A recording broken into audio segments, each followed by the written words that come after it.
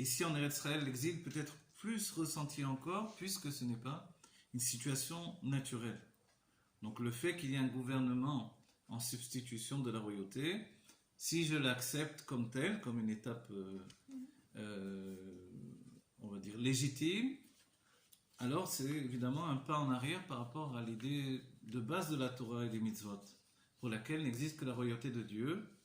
Et bien sûr, on ne se bat pas contre des gouvernements ou contre des présidents ou des rois des nations, mais compte tenu qu'on est revenu sur notre terre, on aurait dû rétablir la royauté. Évidemment, la grande question était de se dire qui va être roi à ce moment-là. Voilà. Et c'est là où le fait de choisir le roi Mashiach en Eretz Israël, c'est un choix entier qui est dans l'âme pour chacun d'entre nous, une décision personnelle. Et si on ne peut pas le faire de manière politique immédiatement, alors on le fait dans son engagement personnel dans sa vie et dans sa parole, dans son expression. Donc si aujourd'hui le gouvernement est éclaté et qu'au bout du compte, les forces de l'autre côté, les forces de la Touma qui se démènent pour essayer de tirer encore un peu de vitalité de la Kedusha jusqu'au dernier moment, de la sainteté jusqu'au dernier moment. Donc, s'ils veulent établir un gouvernement qui n'est pas du tout un gouvernement qui peut accepter la religion, la Torah, les mitzvot, en Eretz Israël, alors c'est tout simplement de désigner que cette situation de gouvernement intermédiaire n'a plus lieu d'exister et que ça doit se terminer et que puisque dans le monde on vit déjà les plaies d'Égypte, les 10 plaies maintenant ont commencé depuis pas mal de temps et sont en train de se terminer sans doute pour que l'on rentre dans la Géoula Métit Vashlema, alors c'est certain que c'est la passation pour que enfin se rétablisse la vraie situation de la royauté. La royauté du roi Mashiach, c'est tout simplement. Donc les choses se terminent, on est en train de vivre ce que l'on attendait. Voilà. Les choses se terminent, c'est le commencement de la fin. Pour nous, on sait bien qu'on ne doit pas craindre parce qu'on va vivre de manière ininterrompue les réalisations de toutes les prophéties. Nous allons voir la Géoula Métit Vashlema, la reconstruction du temple dans le nouveau temple, la construction du nouveau temple en lui-même qui est quelque chose d'absolument différent mais qui contient également tout ce qui a précédé jusque à tous les Bate Knessiot de l'exil, c'est-à-dire cette image-là, vous voyez, on peut se demander mais pourquoi le temple a besoin d'être fait de toutes les synagogues, on va dire pour parler en français, de l'exil. Qu'est-ce que ça veut dire? Pourquoi faire? Parce que pour nous désigner que tout ce que nous avons fait pendant le temps de l'exil a une valeur qui ne se perd pas dans le moment de la Géoula. C'est quelque chose d'important. Tout ce que l'on a établi de Torah et Mitzvot, qui est la présence de Dieu dans notre réalité, tout ça, c'est quelque chose d'unique et de merveilleux. Et ça se rajoute au Beth Amikdash. Si bien que toutes nos actions se rajoutent également à la situation de la Géoula, de ce juif de Géoula que nous allons être immédiatement. Nous allons vivre le Beth Amikdash, nous allons vivre le repas du Léviathan et du Shoraba, nous allons vivre l'aventure humaine et divine de la Géoula, dans le corps avec sa perfection absolue, un corps qui ne va plus vieillir, qui ne va plus être malade, qui va être heureux et qui va vivre de manière éternelle, qui va pouvoir dévoiler sa puissance plus élevée que celle de l'âme elle-même. Et ce niveau plus élevé que celle de l'âme, c'est-à-dire que si une âme, on imagine qu'elle peut voler dans le ciel, le corps va voler dans le ciel. Si une âme peut passer, ouvrir les portes des dimensions successives, le corps va pouvoir passer d'une dimension à l'autre, puisque ça a déjà été fait, qui plus est. Eliyahu est monté jusqu'au Olam Abria, le monde de la création, avec son corps. Moshe Rabbeinu jusqu'au Olam Yetzira, au don de la Torah. Ensuite, il a continué avec son âme. Dans la Géoula, notre corps sera bien plus élevé que l'âme elle-même, laquelle va entamer également un voyage de Géoula merveilleux. Voilà, que chacun ne s'inquiète pas, comme on l'a dit déjà. Le Rabbi a dit que ceux qui avaient des projets, ils ne vont pas perdre leurs projets, ils vont réussir dans la Géoula, dans leurs affaires, dans leurs œuvres, dans leur, je ne sais pas quoi, tout ce qu'ils voudront. Et puis on va voir revenir tous ceux qui sont partis. Et nous avons tous à portée de main déjà cette Géoula, cette vie éternelle et ce bonheur éternel. L'engagement du Rabbi, c'est que nous prenions tous déjà cette habitude de la Géoula d'être heureux pour l'éternité, que nous soyons heureux avec une idée de bonheur invincible, on va dire, incorruptible. Et nos enfants, également, les enfants, les petits-enfants, ils seront dans la Géoula avec nous. Oui, bien sûr, il va y avoir un kécher immense. Un kécher, si on pose la question, et la grande question que l'on pose souvent, puisqu'on est venu dans plusieurs vies, qui va se retrouver à la Géoula, alors ça va être nous, dans toutes les vies passées, on va se voir comme une famille d'âmes, avec les familles que l'on a eues dans toutes les vies. Et en fait, on s'est réincarné avec les mêmes familles d'âmes de vie en vie. Donc il n'y a pas de hasard, on se retrouve aujourd'hui avec des enfants, avec des proches, des frères, des sœurs, des parents avec qui nous étions déjà dans notre vie. Et ça va faire une association merveilleuse, on va voir, nous sommes tous une famille. Et dans la Géoula, on sera toujours liés les uns et les autres, évidemment, profondément, intensément. Puisque pendant des siècles, on est revenus ensemble et on a construit cette Géoula, nous dit le Rabbi, par le travail dans l'exil. Donc en fait, bien sûr qu'on reste proche et même entier. Si un enfant a fait une erreur. Même peu importe, le fait du judaïsme, c'est une âme juive avant tout.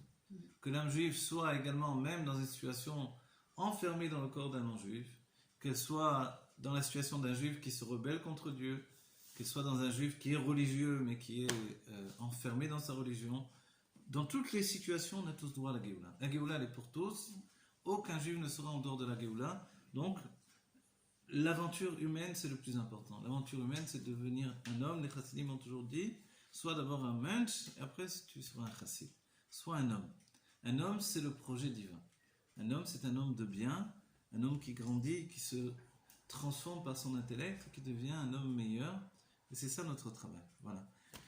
Ok. Qu'est-ce qui fait que le Rabbi nous a demandé de voter? Alors que franchement, la possibilité c'est-à-dire le choix qu'on nous donne, on n'a pas trop le choix. Alors, pourquoi le Rabbi nous a demandé toujours de voter toujours, et que finalement se dévoile que peut-être aujourd'hui... Mais c'est pas notre choix en fait. Alors, l'idée de voter, même si on a envie de voter uniquement pour le Melech HaMashiach, il faut que le Melech HaMashiach se présente de manière... il faut que ça soit cette affirmation de la royauté, elle doit être entière. C'est certain qu'elle va... Voilà, il faut qu'elle soit dévoilée. On ne peut pas dire je vote pour le roi alors que le roi n'est pas dévoilé pour l'humanité entière ou tout au moins pour le judaïsme d'Eretz Israël. Donc il faut que chacun d'abord l'accueille, l'acclame, l'accepte et le roi d'Israël, donc le Mashiach, a une mission à faire. C'est vrai que c'est lui qui rassemble les exilés et non pas la Knesset et non pas le Shomer HaTzaïr, etc. Donc il y a eu un développement, un commencement de toute ce travail de rassemblement des exilés, mais il n'est pas uniquement dans le fait de venir en Eretz Israël. On en a bien conscience. Le rassemblement des exilés fait par le Mashiach, c'est le fait de ramener chacun à son âme divine, c'est ça. C'est ça Eretz Israël, d'après la Pnimut Torah, c'est l'âme divine de chacun. Et le fait de venir en Eretz Israël, c'est un voyage personnel, une décision personnelle que chacun peut prendre. Elle est harmonieuse pour certains, difficile pour d'autres. Voilà, et quoi qu'il en soit, la décision aujourd'hui, elle est de vouloir être dans la Géoula, ici dans la situation de Israël et de Chutz La'aretz. Le Rabbi a souvent souligné que même en Chutz La'aretz, on peut très bien être en Israël. Donc en fait, ce qui se passe évidemment en Israël, ça concerne tous les juifs du monde entier. Et pas simplement les juifs qui se passent ici. Et c'est ici que on va avoir le Beth Amikdash et apporter notre Korban Pessah cette année. Donc on ne sera pas forcément tous ici. On ne va pas être forcément tous ici, puisque non, on va être dans le monde entier qui sera en Israël. Et on viendra en Israël au Beth Amikdash la veille de Shabbat, la veille de Rosh Chodesh, la veille des fêtes, sur un nuage comme il est dit. Le nuage, c'est le fait qu'on va voler dans le ciel, c'est qu'on sera totalement libéré de l'enfermement de la matière. Et nous ferons les fêtes et la joie de Pessah. Déjà, il faut s'imaginer à Jérusalem avec tout le peuple juif, avec cet immense Beth Amikdash. Il y aura Pessah. D'abord, il y aura le Korban Pessah que l'on va apporter. Pessah, c'est la fête de la sortie d'Égypte. Au moins, ce premier Pessah, il aura l'éclat de la sortie d'Égypte. Et ensuite, Pessah va s'englober dans la festivité. Alors, on verra en attendant. En tout cas, on ne mangera pas du cochon et du lait réuni. Donc, voilà.